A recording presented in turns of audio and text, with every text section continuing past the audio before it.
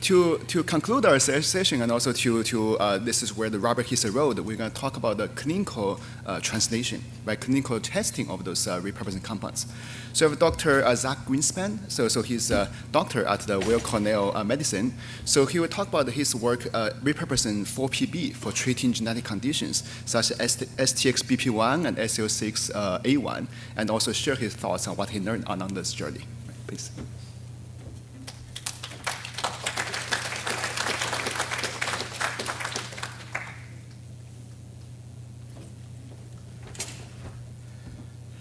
Hello, thank you so much for giving me an opportunity to share some of the work we've done. It's an honor to be here in Orlando with all of you. While I'm waiting for the slides to come up, a couple of comments. One is the thing that I'm going to talk about is sort of, what we learned from Dr. Moxham and Dr. Chow about these drug repurposing screens and drug repurposing effort. If you find a hit, what do you do next? And so our trial is about that. And then the other thing that I wanted to say is I'll show you some results from our trial, which we did in STXBP1 and in SLC6A1. We've seen some really promising results, and we are working now to extend this to try some children with Syngap. There's this balance between the enthusiasm and excitement about a new clinical trial, as well as sort of needing to temper expectations and realize that we're in this period of really profound uncertainty about whether a trial like this will work, whether we'll see a positive effect. And on a personal note, I have to balance that myself because I get very excited about being able to offer these therapies and to try this. But with STXBP1, with SLC6A1, we had preclinical data, we had mouse model. With Syngap, we do not have that. We're sort of going by analogy. And so we really don't know what we're going to see. I think my promise is I will share with you what I learn as we learn it together. It seems like my slides are causing problems. I can run it from my laptop? Oh, we're good, okay.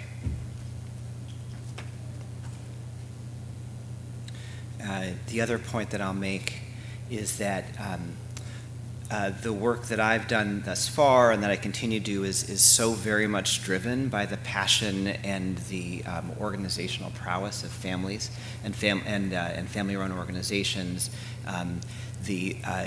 There is, and I've said this before, there's nothing quite so powerful as being on a research call and there's a parent on there and they're saying, get it done, keep it moving. It's very, it's like, okay, I'll do this later. Let me just move this forward. All right, here's my talk. So this is the trial I'm going to talk about. We tried a medicine called phenylbutyrate for STXBP1 encephalopathy and SLC6A1. Our goal was to enroll 20 children. We have enrolled all 20. We have 1-year follow-up data, which we are crunching. I'll share with you, I think I've got like the 6 to 10 week data for many, but not all of our outcomes. I owe a huge thank you to all of these organizations. These are my partners, funders, and many of these are advocacy groups. These are fundraisers led by parents, and it's just been incredible and inspiring to work with all of these groups. This is the team for our study. I've got a really wonderful multidisciplinary team at Cornell, and then working with Children's Hospital of Colorado has been just outstanding with Scott Demarest and his team. The two diseases that we did our trial on, the first was STXBP1. This is 1 in 30,000. Most have epilepsy and intellectual disability. Autism is common, as is hypotonia and movement disorders. This gene, STXBP1, is this blue bean-shaped protein that helps synaptic vesicles dock at the cell membrane. And so when this is disordered, it's a synaptopathy. That's the analogy that brought us to Syngap, that Syngap is also a synaptopathy.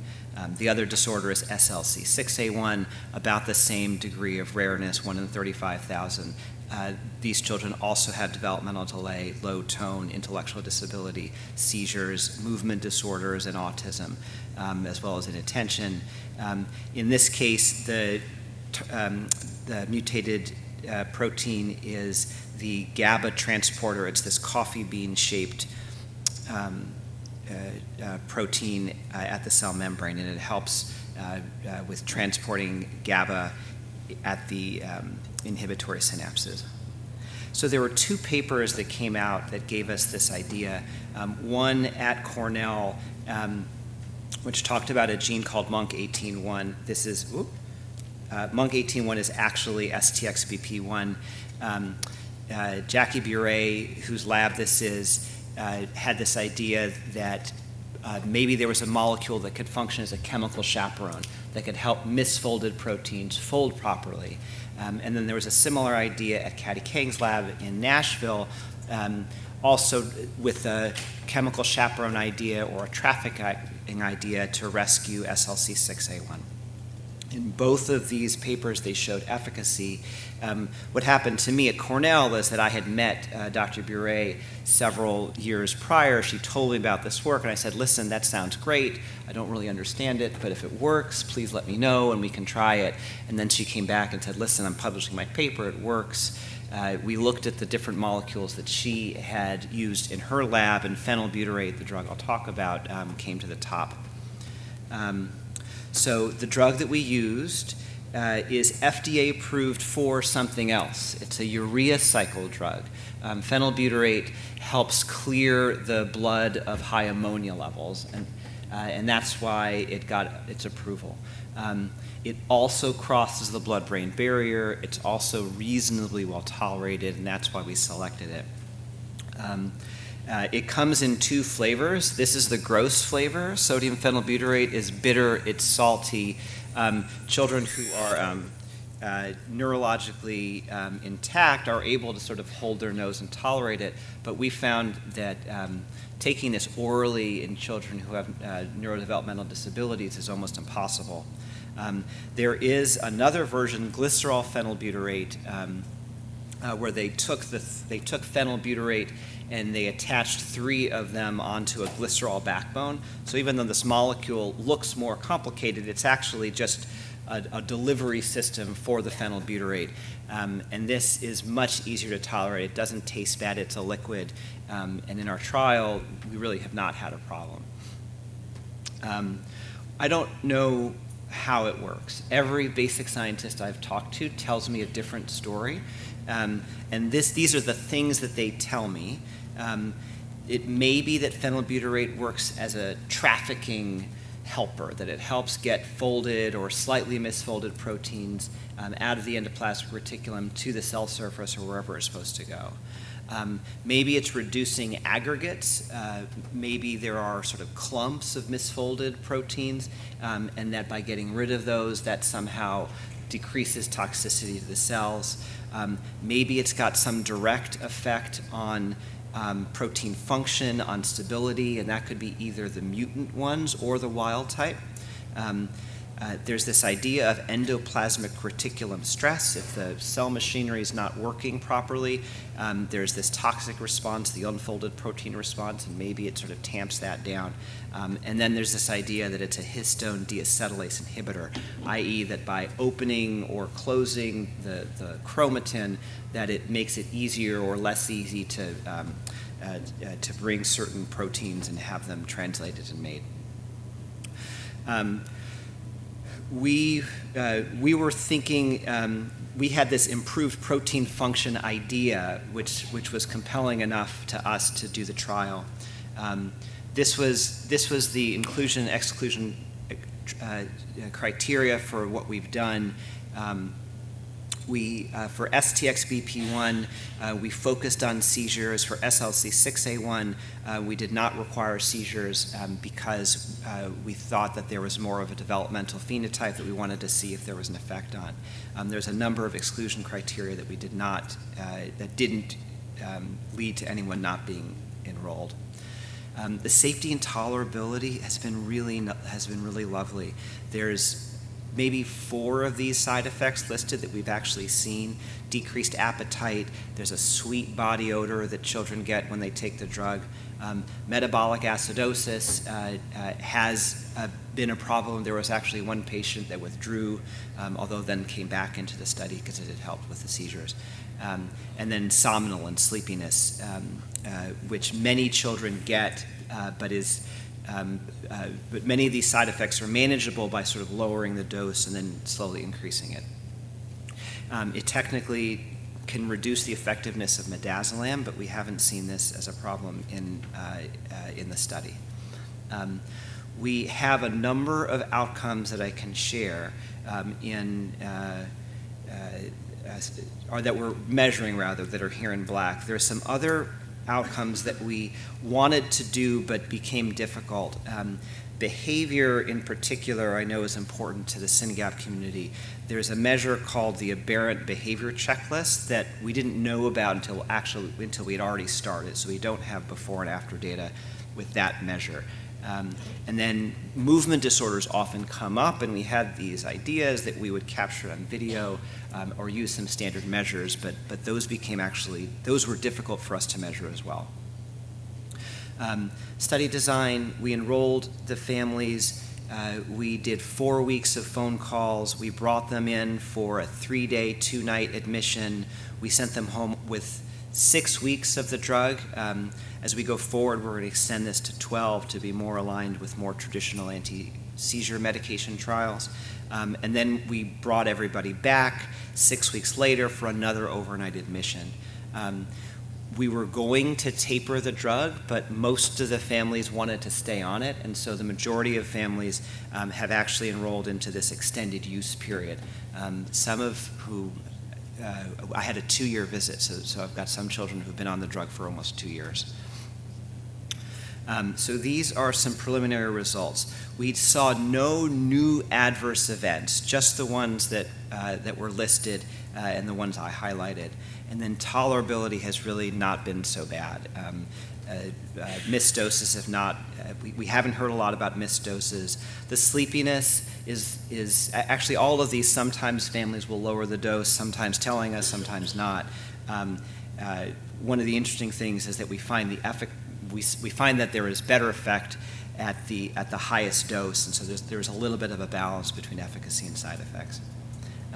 Here's an example. This is an 11-year-old with STXBP1, a truncation mutation. You can see he had a handful of seizures, not every day, but on many days, sometimes in clusters. This child had a bunch of seizures when he came up to start the drug, and then had a substantial reduction with sort of one breakthrough several weeks after starting the drug. A more dramatic response was in this 5-year-old with SLC6A1. This child was having dozens of brief absent seizures every day. Those continued as we titrated the drug up, but then within a few days of after reaching the target dose, they started to go away. And this child has been largely seizure-free. Interestingly, I think it's this child.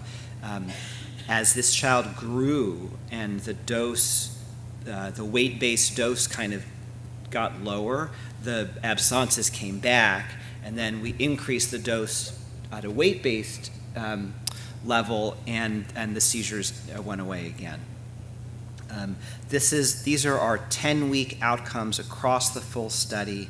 There were 11 responders with 50% or more seizure reduction, where as a clinician I could comfortably say it looks like it's the drug. You know, this is open label, there's no placebo, but the clinician me was like, yeah, they were having a lot, I started the drug, and they got better.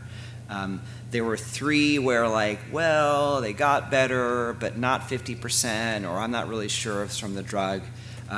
There were 2 non-responders, very clear, no effect. Both had epileptic spasms. To me, the message is that treating epileptic spasms is hard, and you really need to rely on the classics, ACTH, oral steroids, and vigabatrin. And then in the SLC6A1 group, there were 4 who did not have seizures, and so I don't have this outcome.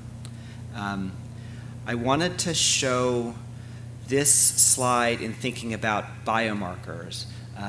In the SLC6A1 population, there's the EEGs changed. That was very exciting to us because it's something a little bit more objective. It's something you could kind of put numbers on. And I'll show you these two slides that were quite convincing to me as well.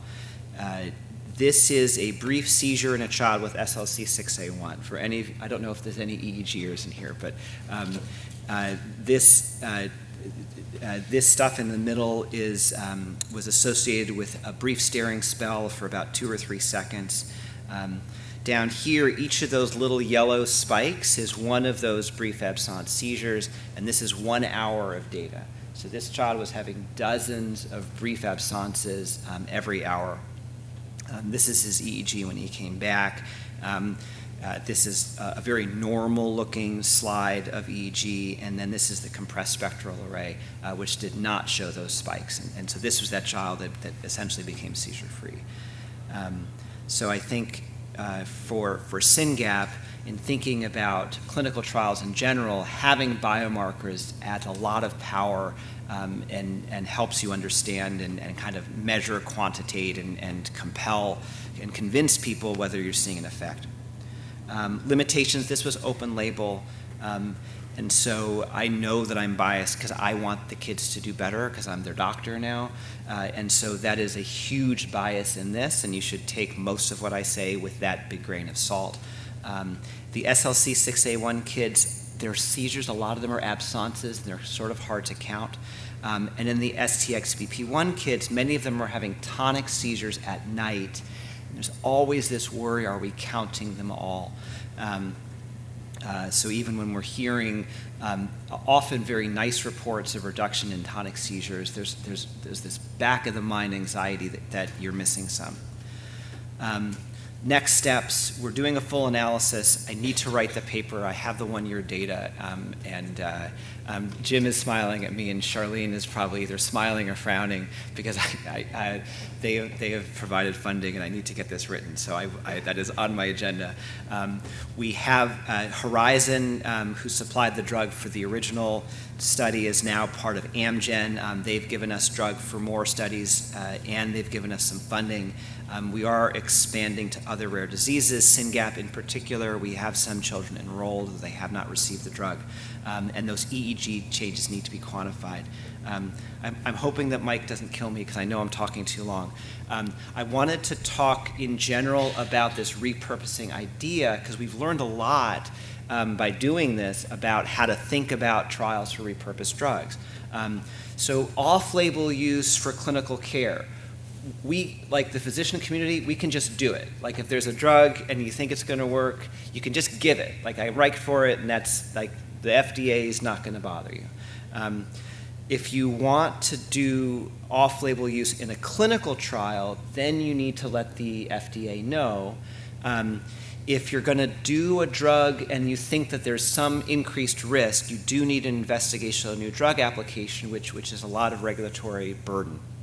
However, in this study, we found a workaround because we used the drug at the same doses in a population that was already approved. So we didn't really change anything. We just used it in sort of kids for a different reason. And so we applied for an FDA exemption, and they've granted us like 3 or 4 of them now as we've sort of modulated the trial. So it's a small packet. They turn it around in 30 days. I've done it 4 times, and 1 time, like they gave me some pushback, and I got on the phone with them and kind of explained what they were doing, what we were doing, and they were satisfied, and it was very easy. For off-label use of expensive drugs, Ravicti, the drug that we used for our phenylbutyrate trial, cost $800,000 a year. So I can write a prescription for it. The FDA is not going to cause any problems, but the insurance company is going to balk and not be interested to pay. So that's the key target for many repurposed drugs, is figuring out how to get insurance to pay for it if it's expensive. And then the IND exemption, as I said, is fast turnaround.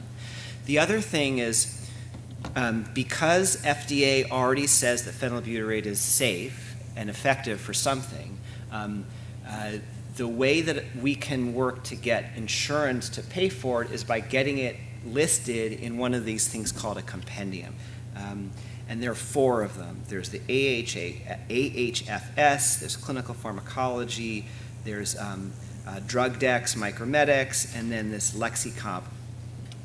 These 4 compendia list labeled and off-labeled use for medications that the FDA has signed off on as being safe.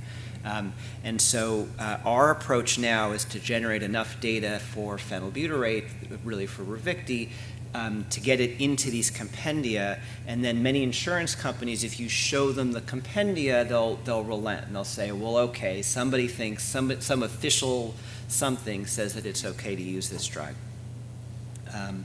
And then this is the letter about Syngap that I wanted to show this audience, that we got approval, and then just highlighting some of the regulatory things.